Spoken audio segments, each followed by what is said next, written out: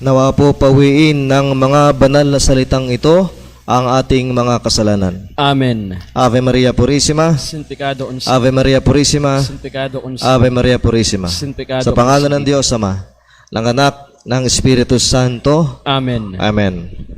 Magandang gabi po sa ating lahat. Maligayang Pasko po. Palapakan natin ang ating Panginoon. Hindi pa man sumasapit ang takdang araw ng ating pagdiriwang para sa pagsilang ng ating Panginoong Hesus, ay ngayon pa man ay batiin na ninyong katabi ninyo ng Merry Christmas. Sa kanilang mga tahanan, saan man kayo naroon, sa mga kapatiran, Merry Christmas din po sa inyo. Mga kapatid, tayo ngayon nasa ikatlong gabi na ng Misa de Gallo. Marahil magtataka ang ilan, bakit ang aga yata ng Pasko? Sabi nga sa kanta, ang araw-araw ay, dapat araw-araw ay Pasko. Sa ating simbahan, mga kapatid, ito'y inihayag ng mahal na engkong, ang Diyos Espiritu Santo, na sa kanyang pagbubunyag ay inihayag sa atin ng dakilang araw ng Pasko, ng pagsilang ng Panginoong Hesus ay October 23. Kaya bilang tayong isang simbahan at bilang mga hinirang ng Diyos Espiritu Santo, na tayo mismo dapat sa ating puso, sa ating buhay, atin dapat yang pinagyayaman at ating inihahayag, hindi lang sa ating pamilya, kundi sa buong mundo. Amen? Meron akong isang kanta na alala, hindi ko sure kung tama yung lyrics. Kung hindi ngayon ang panahon na para sa iyo, huwag mainip dahil ganyan ang buhay sa mundo. Huwag mawawala ng pag-asa. Yan. O, alam mo nila yung kanta. Naalala ko tong katang to sapagkat sa ating pagbasa sa atin hong mabuting balita, meron hong isang matanda lalaki na ang pangalan ay Simeon. Ayon po sa kasaysayan o mga sinaunang tradisyon ng mga naunang mga Kristiyano, si Simeon po ay hindi lang po basta isang matanda, kundi po ang edad niya ay umabot pa sa mahigit na 300. Kung atin pong pakakaisipin, ano kaya ang itsura ni Simeon sa edad na mahigit na 300 taon? O titingnan natin sarili natin, ilang taon na ba ako? Sumagit na natin, ganon siya katanda. Pero anong meron sa kanya? Ayon sa pagbasa, sinasabi na si Simeon ay isang matuwid, may banal na pagkatakot sa Diyos, at higit sa lahat, siya po ay naghintay. Kaya nga yung kanta, basta't maghintay ka lang. Anong hinihintay ni Simeon? Anong kaugnayan dito sa Pasko na ating ipinagdiriwang ngayon? Ang ibang pananampalataya, sinasabi nila na si Simeon ay tinaguri ang God-bearer. God-bearer. Akala pa natin si Mama Mary lang ang God-bearer. Bakit tinawag si Simeon? Kapagkat ito ho yung tagpo sa gospel na panahon na yun nga yung paghahandog sa sanggol na si Jesus, ang paghahandog ni Maria at ni San Jose, ni mahal na ina at ni San Jose, ihahandog nila si Jesus sa templo. Sapagkat ito'y tradisyon. Tradisyon ng Hudyo na yung panganay na lalaki ay dapat ihahandog nila sa templo. At si Simeon, mga kapatid, kasi siya nga ay naghihintay. Anong hinihintay niya? Yung pangako sa kanya ng Diyos. Kapagkat ang Espiritu ng Diyos ay nagwika sa kanya na ikaw, Simeon, hindi ka mamamatay hanggat hindi mo nakikita ang Mesiyas. Paano nangyari yun? Ayon pa rin sa tradisyon na itong si Simeon, siya pala ay isa sa 72 na Hudyo. Ito yung matatalino mga Hudyo, mga scholar, na sila ay inatasan na mag-translate na mula sa original na version into Greek version.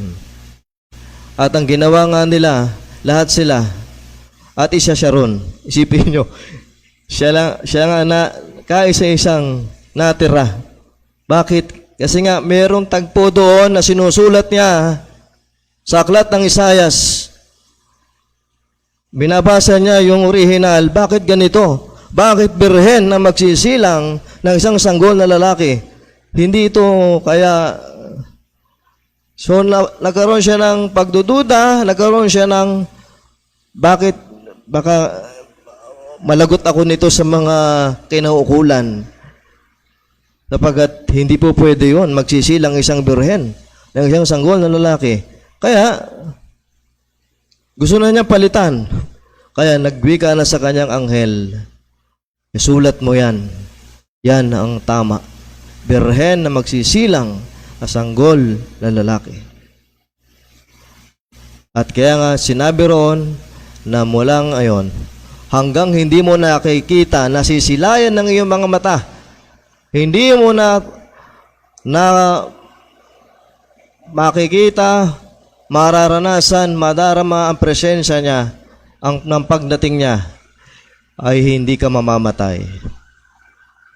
Ayun na nga mga kapatid, habang nasa templo, ang pamilya, ang banal na pamilya, si Simeon naman, ay udyok ng Espiritu Santo, ay naandoon din. At nung nakita niya ang bata, kumbaga sa, di ba pag ang taong masaya, anong kinakanta? Pag masaya ang tao, anong kinakanta pag masaya? La la la la la, di ba? Nakita niya ang Panginoong Yesus. Nakita niya ang Mesiyas na hawak ng kanyang ina, ng mahal na inang Birhen Maria. Kaya si Simeon, agad niyang kinuha o nilagay sa kanyang mga braso, sa kanyang dibdib, ang bata, ang sanggol. Sapagkat dito niya, kung imagine natin, kung ating pakakaisipin, sa haba ng panahon na kanya paghihintay, nandoon yung biyaya ng Diyos, na tinupad ng Diyos ang kanyang pangako, tinupad ng Diyos ang propesiya na lahat ng mga propeta na naghayag tungkol sa pagdating ng Mesiyas. Kung kaya ang tema natin ngayon, Senior Noemi, the fulfillment of all divine prophecies. Na lahat ng propesiya sa lumang tipan ay na uukol, pumupunta, tumutungo lamang sa Panginoong Hesukristo na nagpatawag din sa pangalang mahal na Senior Noemi. Palapakan natin ang ating Panginoon. Napakaganda mga kapatid ang mensahe ng gospel, kapagkat unang mensahe nito is all about the fulfillment. Kasi mayroon kasing mga level o may mga uri ng fulfillment eh. Pag usaping pantao, halimbawa sa physical, natupad na. Ano natupad sa'yo? Natupad na, ako ay pumayat physically. O ako ay lumaki physically. Fulfillment yon. O ako ay naging malusog, physically fulfilled. Meron namang emotionally, broken-hearted. Nung nakakita ng makakasama. Emotionally fulfilled, sumaya siya. And also we can have also a career o professional fulfillment. Kailangan next year magiging ng manager. Naganap. It's a kind of fulfillment. But this kind of fulfillment na pinag-uusapan natin ngayong gabi is above all that material things in this world. Because this is the spiritual fulfillment na itong pangako ng Diyos ay naganap.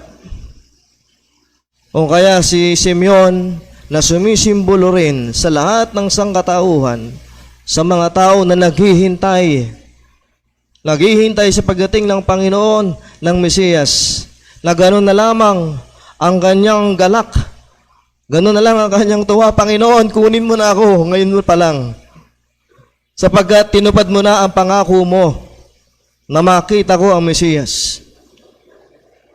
Sino kaya sa atin ang magiging gano'n? Ano?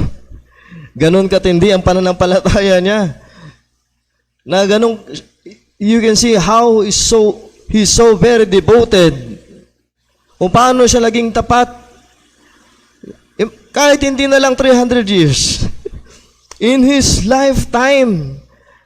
Kaya ngayong hamon sa atin mga kapatid, tayo bilang mga hinirang, how we can be so faithful to mahal na Inggong in our lifetime. Amen? Na kailangan dapat na dyan yung fulfillment na ito na nangyari na, naganap, nagkaroon ng katuparan sa pamamagitan ng Panginoong Hesus. Yun yung mensahe sa atin. Lalo na sa panahon nating ito. Na itong katuparan na ito, yung kanyang pagdating na siyang ating laging taunang pinagdiriwang. Sapagat ang Panginoong Hesus, ang mahal na Senyor, may buhay na Diyos. Pangalawang mensahe, bukod sa fulfillment, it is a prophecy. Hindi lamang yung propesiya na nagkaroon ng katuparan, kundi mismo si Simeon ay nagbigay ng propesiya.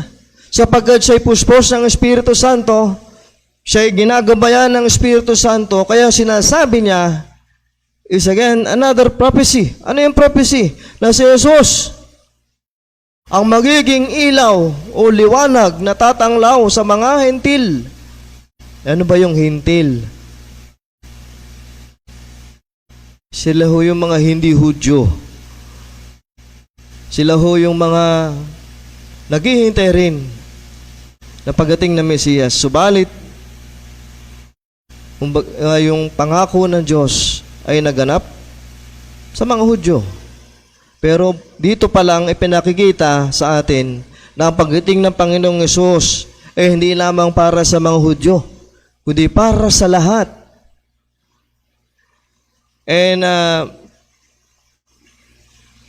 And we all know that this book, yung aklat ng Lucas, ang nagsulat po kasi nito, syempre, si San Lucas.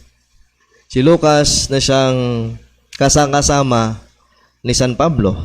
At alam natin si San Pablo, siya ay inatasan ng Diyos na mangaral sa mga hentil, sa mga hindi Hudyo. Now you can see this prophecy, nagkaroon din ng propesiya si Simeon na darating ang panahon, siya ang magiging daan ng ligtas, ikapapahamak ng Israel. Kapag alam natin ang mangyayari sapagat ang Panginoong Hesus sa kanyang sa takdang panahon ng kanyang pagmimisyon, marami talaga ang makakahati-hati sapagat mayroong maniniwala, mayroong hindi maniniwala. Mayroong magkakanulo sa kanya, mayroong patuloy na mananampalataya sa kanya. Kaya ganun. Propesiya yun. At maging yung propesiya niya tungkol sa mahal na ina. So alam natin na mahal na inang Birhen Maria na siya ay ina ng ating Panginoong Hesus, na hindi lamang word na ina, kundi tunay na siya ay maging yung paghihirap ng Panginoong Hesus ay mararamdaman din niya. Sapagkat darating ang panahon na masisilayan ng mahal na ina lahat ng mangyayari sa Panginoong Hesus. Yan ay inihula ni Simeon. Kaya mahalaga itong propesiya na ito sa mensahe na ito ng ating mabuting balita. At ikatlo, mga kapatid, it also about salvation. Pinapakita rito, mga kapatid, na ito yung hudyat. Nung nasilayan ni Simeon ang Panginoong Hesus, kaya sinasabi niya, pwede na ako mamatay, Lord. Sapagat, I have seen in my eyes, nahawak-hawak ko na ang kaligtasan. Kaya, okay na ako, Lord. So, ganoon din nawa sa atin, mga kapatid. So, mahalaga, lalo na sa panahong ito, na tayo ho ay nagdiriwang ng kaarawan ng ating Panginoong Hesus. Ano yung hamon sa atin? Alam natin, naganap na ito eh. Nangyari na ang pagtatagpo ni Simeon at ng Panginoong Hesus. Nangyari na ito more than 2,000 years ago. Pero ano yung hamon sa atin, mga kapatid? Agad alam natin ang Panginoong Hesus, ang mahal na Senyor Noemi, ay buhay. Buhay na buhay ang ating Panginoon. So anong gagawin natin bilang hinirang ng mahal na ingkong? And remember, mga kapatid, the Holy Spirit from the very start, andyan lagi yung kanyang pag-reveal. You can see, through the Holy Spirit, nahayag ang katotohanan tungkol sa Diyos. Kung kaya huwag tayo magtaka kung bakit ang Senyor Noemi, bakit tayo lang nakakaalam. Ba't hindi alam ng iba? It's because the Holy Spirit, it is in His perfect time, in His time, in His plan, kung bakit nagaganap ang mga bagay na ito. At inihayag niya ito hindi sa lahat, kundi doon sa kanyang mga pinagkatiwalaan, mga hinirang niya. Kaya yung hamon, mga minamahal, number 1 hamon, can we live like Simeon? Kaya ba nating mabuhay na punong-puno ng pag-asa, na mabuhay tayo, na punong-puno tayo ng assurance, kahit anong mangyari, Panginoon, hindi ako magbabago. Mananatili akong tapat sa iyo. You can see, yung katangian ni Simeon na ito, na dapat maging katangian ng mga tinatakan. Hindi yung konting kirot, aray, pahinga na muna po ako. Masakit eh. Pagod na po ako eh. Pero Simeon, ano sekreto niya?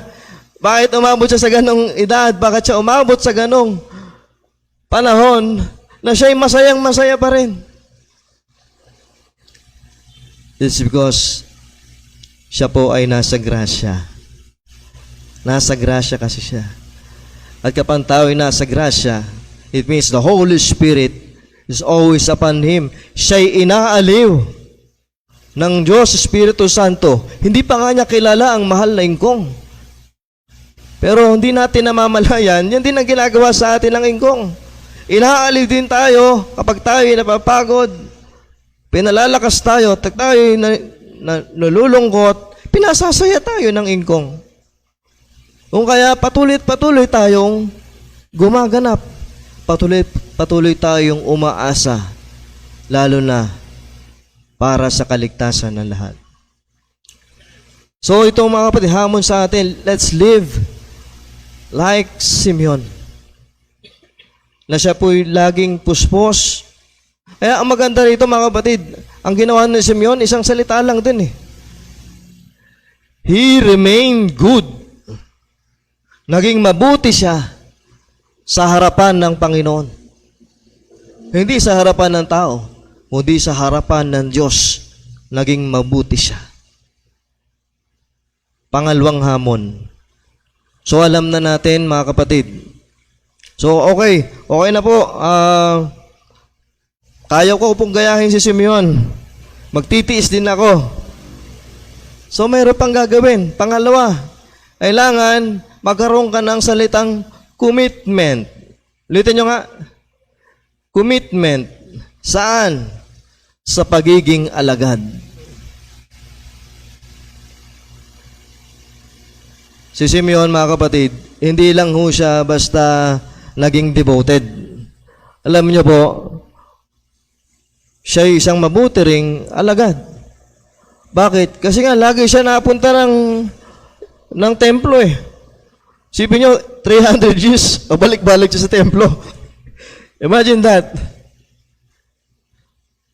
At marahil, mga minamahal, yung commitment sa pagiging alagad, dapat alam natin ano ba yung pagiging alagad ng Diyos. Lalo na kung ikay alagad ng Espiritu Santo. Malinaw mga kapatid na tayo mga alagad ng mahal na Ingkong. Napakalinaw niyan. Tayo'y hinirang ng Espiritu Santo. Ano po ang ating magagawa? Napakalaki. Sapagat ang Espiritu Santo, kung siya'y Espiritu ng Diyos, na siyang sa atin din ay gumagabay, na sa atin din ay nagpupuspos, magagawa natin yung nagawa din ng mga alagad ng Panginoong Hesus. Magagawa natin kahit yung mga himala, pwede ring magawa. Siyempre ng mahal na Ingkong sa pamamagitan ng kanyang hinirang. Kaya nga yung pagiging alagad ay may kaugnayan niya sa pagiging apostolado. Kasi hindi ka pwedeng maging alagad kung wala ka namang natutunan. Ano ba yung apostolado? Paano ba nagaganap yan sa panahon nating ito? Being an apostolate, hindi yung, ikaw, magpapari ka, ikaw, maghahanap ka na magpapari, magmamadre. Hindi lang yon. Kapag at pagiging apostolado, dinadala mo ang mga tao kay Kristo. At dapat tayo rin ay nagiging kamukha ni Kristo. At lang ginagawa ni Kristo ay siyang gagawin natin sa iba. Kaya yun, pagiging alagad, pagiging totoong Kristiyano. At para ikaw ay maging daan, maging katulad tayo ni Kristo, hindi ba dapat sa pamamagitan natin nakakaroon ng katuparan ang mga panalangin ng bawat isa, ng mga tao na nalalapitan natin, na nakakausap natin? Paano natin madadala? Ay didadalhin natin sa altar. Dadalhin natin sila sa altar ng Panginoong Hesus, sa altar ng mahal na Ingkong. So, madali ba gawin? Yes and no. Yes, kung ikaw ay puspos ng grasya. Kung ikaw ay puspos ng Espiritu Santo, madali lang gawin. Sapagat ang Ingkong, hindi mo palang iniisip, ang mahal na Ingkong ang magtuturo na sa'yo. Hindi lamang yung mahal na Ingkong. Binigyan ka pa ng banal na gabay upang sa gayon, maging gwardya, maging bantay natin, na anuman ang ating isipin, yan, okay yan. So, madali tayo maging isang alagad ng mahal na Ingkong. Kaya yung commitment na yan natin sa pagiging alagad, dapat ngayon pa lang, ay araw ng Pasko, we need to commit ourselves. Madaling mag-commit para sa mga bagay sa mundo. Madaling mag-commit, pero at the end, sino ba talaga ang ating dapat bigyan ng paglaanan ng panahon, paglaanan ng oras, paglaanan ng ating lakas, kundi ang Diyos. And lastly, mga kapatid, okay na po. apostolado na ho ako. Isa na hong alagad ng Ingkong. Okay na ba yun? Huwag natin kalimutan na tayo, we need to spread the good news. We need to spread the kingdom of mahal na Ingkong. Hindi sapat may panalangin mo sila. Pag gumaling na, okay na. Ang pinakamaganda nating magagawa, we need to spread His kingdom. Kailangan sila na mga nakaranas ng biyaya, milagro, himala ng mahal na Ingkong, dalhin mo siya sa harapan sa kanyang altar at sila'y inyong pabasbasan. Amen? Palapakan natin mga kapatid ang Panginoon. Wala ho tayong dapat ipagmalaki. Wala rin tayong dapat pwedeng sabihin, mahal na Ingkong, hindi ko kaya. Mahal na Ingkong, wala ako nito. Mahal na Ingkong, si Simeon, mga kapatid, wala naman siyang ibang inasahan, kundi ang Diyos. At kung tayo totoong magtitiwala sa Kanya, anuman ang ating hinihiling, hindi pa natin hinihingi, andyan na. Anuman ang ating pangangailangan, hindi po sinasabi ng iyong mga labi, andyan na, ibibigay na ng Ingkong, sapagkat alam ng Ingkong na ikaw ay kanyang tunay na alagad. Amen? Ave Maria Purisima. Sin pecado con Ave Maria Purisima. Sin pecado con Ave Maria Purisima. Sin pecado con Sa pangalan ng Diyos Ama, Anak at Espiritu Santo. Amen. Amen. Magsitayo na po ang lahat.